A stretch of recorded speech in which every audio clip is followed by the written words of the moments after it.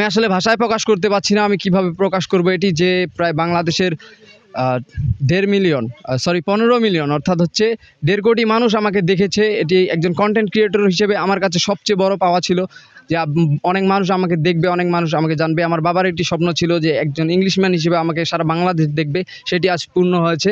আমি আজকে অনেক খুশি এবং অনেক আনন্দিত এবং ধন্যবাদ জানাই আমাদের মোহনা টেলিভিশনকে, আমার মতো একজনকে এভাবে বাংলাদেশের জাতীয় পর্যায়ে তুলে ধরার জন্য।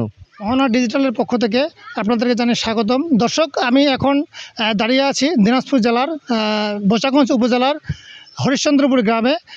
আপনারা জানেন যে আসলে গত কয়েকদিন আগে মোহনা টেলিভিশনে কিন্তু ইংলিশ খ্যাত হৃদয় চন্দ্র রায় নামক যে একটা প্রতিবেদন প্রকাশ হয়েছিল, তো এখন পর্যন্ত কিন্তু 15 মিলিয়ন পার হয়ে গেছে। আমি তার একটি অনুভূতি জানতে এসেছিলাম। তো আমি যদি সরাসরি তার কাছে একটু যাই, হৃদয়চন্দ্রের কাছে, আমি তার সাথে একটু কথা বলতে চাই। হৃদয়, আমি আসছিলাম গত কয়েকদিন আগে, তো আসলে আপনার এই যে সার্বিক যেই গত কয়েকদিনেই আপনার মোটামুটি একটু মোহনা টেলিভিশনের ডিজিটাল যে পেজ আছে সেই পেজে কিন্তু অনিয়ার হয়ে গেছে। তো আসলে আপনার অনুভূতিটা যদি একটু আমি জানতে পারতাম।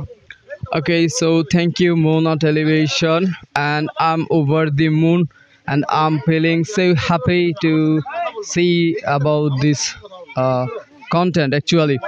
So my fathers and mother are also feeling proud for me that I'm going to be viral, and that was my father's wish that one day people will know me as the Englishman. So as a content creator, I had a big dream that one day many people will know me and many people which will watch my face, and finally this day has come already. And this video has been sharing about 15k 23k people are sharing this video, and about 10.5k people have commented on this video actually.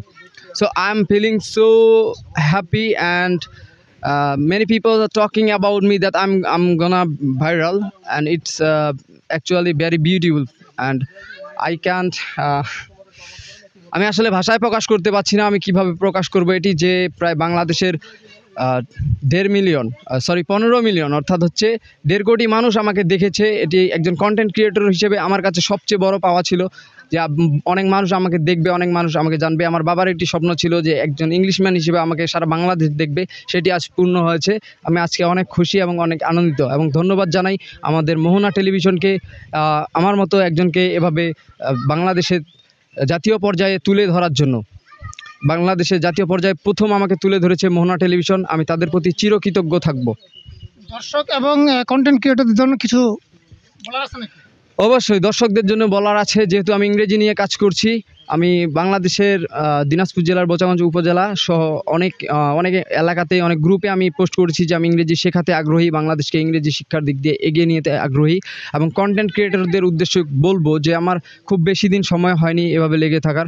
তো লেগে থাকলে আসলে সাফল্য আসবে, এবং সেটা সুনিশ্চিত। লেগে থাকতে হবে যে কোনো কাজে, সেটা ইংরেজি শেখার ক্ষেত্রে হোক বা কন্টেন্ট মেকিংয়ের ক্ষেত্রে হোক। আমার কিন্তু দুটোই লাভ হয়েছে। এক ক্ষেত্রে আমি ইংরেজি শিখতে পেরেছি, এবং এক ক্ষেত্রে আমার কন্টেন্ট বানিয়েও আমাকে আজ সারা বাংলাদেশ দেখছে। আমাকে অনেক ভালো লাগছে। অনেক মানুষ আমার বাসায় আসছে প্রতিনিয়ত, অনেকেই দেখা করতে আসছে, অনেকেই শুভকামনা জানিয়েছে। বাংলাদেশের যে মানুষগুলো আসলে খুব উচ্চ পর্যায়ের মানুষ যারা রয়েছে, তারা আজকে আমার ইনবক্সে এসে নক দিয়ে শুভেচ্ছা জানায়। এটা আসলে অনেক গর্বের বিষয়।